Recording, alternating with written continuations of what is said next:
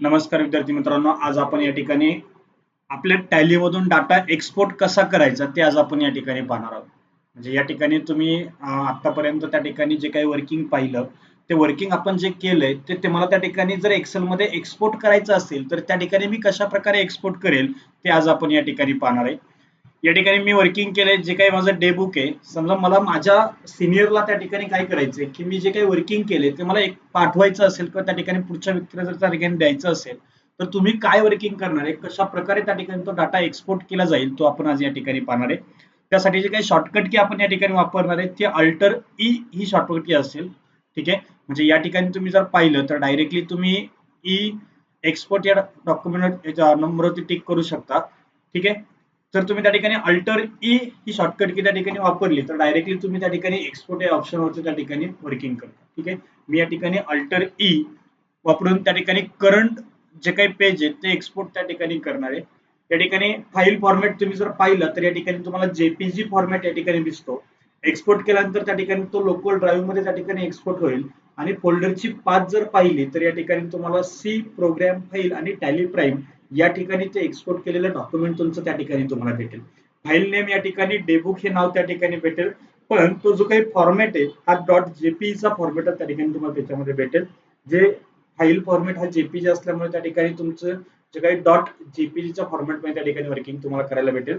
पण मला त्यामध्ये जर काही चेंजेस करायचे असेल तर त्या ठिकाणी मी कशा प्रकारे चेंजेस करेल ते आपण या ठिकाणी पाहणार आहे.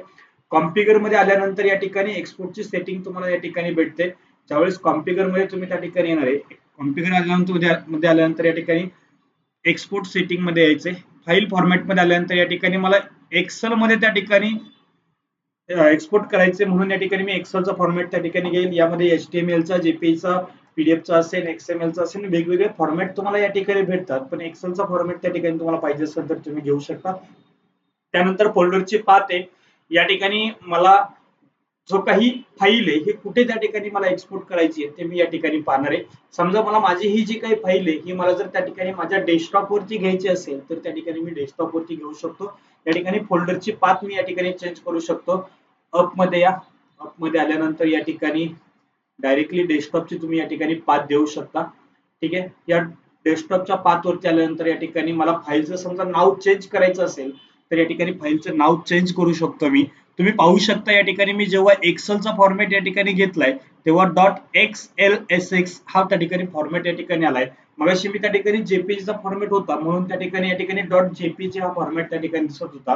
पण त्या ठिकाणी मला या ठिकाणी आता मी एक्सेलचा जेव्हा फॉर्मॅट घेईल तेव्हा डॉट XLSX हा फॉर्मॅट या ठिकाणी दिसतो. मी या ठिकाणी फाईलचं नाव जर चेंज करायचं असेल तर मी या ठिकाणी फाईलचं नाव चेंज करू शकतो. पण फाईलचं नाव चेंज करत असताना मला त्या ठिकाणी जो काही डॉटच्या पुढे जो फॉर्मॅट आहे तो फॉर्मॅट या ठिकाणी मला घालवायचा नाहीये. तो फॉर्मॅट या ठिकाणी आहे तसा मला ठेवायचा आहे. त्यासाठी मी माझ्या कीबोर्डवरील इन्सर्ट बटन या ठिकाणी प्रेस करेल आणि माझं जेवढं नाव आहे तेवढं या ठिकाणी मी डिलीट करेल. मी या ठिकाणी मला नाव टाकायचंय माय टुडे डे बुक. या ठिकाणी मी टाकू शकतो, एंटर करा. पुन्हा एस्केपने पाठीमागे या. आता तुम्ही पाहू शकता फाईल फॉर्मॅट या ठिकाणी तुम्हाला एक्सेल मध्ये दिसेल. जो काही फोल्डरची पाथ आहे ही तुमची त्या ठिकाणी सी युजर एचपी डेस्कटॉप वरती या ठिकाणी तुम्हाला ती पाथ येईल. म्हणजे जो काही तुमचा डाटा जो काही एक्सपोर्ट होणार आहे, जो काही एक्सेल मध्ये येणार आहे तो फॉर्मॅट त्या ठिकाणी तुम्हाला डेस्कटॉप वरती त्या ठिकाणी ती फाईल भेटेल. फाईल नेम केल्यानंतर या ठिकाणी त्या फाईलचं नाव असेल माय टुडे डे बुक, त्या ठिकाणी तुमचं वर्किंग असेल. तुम्ही या ठिकाणी एक्सपोर्ट करू शकता. त्वरित ती तुमची फाईल एक्सेल मध्ये त्या ठिकाणी एक्सपोर्ट झालेली त्या ठिकाणी तुम्हाला दिसून येईल. हे सर्व वर्किंग त्या ठिकाणी ज्या प्रकारे तुमचं डेबुक होतं ते सर्व डेबुक तुम्हाला त्या ठिकाणी एक्सपोर्ट झालेले या ठिकाणी दिसून येईल. तुम्ही या ठिकाणी पाहू शकता इथे तुमच्या डेस्कटॉपला माय टुडे डेबुक हे त्या ठिकाणी डेबुक तुमचं त्या ठिकाणी आले आणि तुम्ही त्या ठिकाणी ते पुन्हा एकदा ओपन करून पाहू शकता की जे काही तुम्ही टॅली मधून एक्सपोर्ट केले ते सगळं त्या ठिकाणी एक्सेल मध्ये तुम्हाला व्यवस्थित पाहायला भेटतं.